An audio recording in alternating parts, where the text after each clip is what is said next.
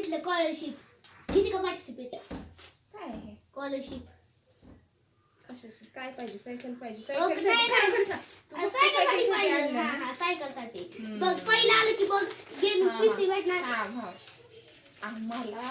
आम्हाला ओनली ह्याच्यातली वेट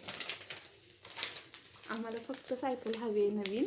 त्यासाठी आमचा एवढं सगळं अट्टहास चाललेला आहे जे काय पॅम्पलेट मिळतात ते आणायचे आणि आईला येऊन दाखवायचे लवकरच सायकल तू घे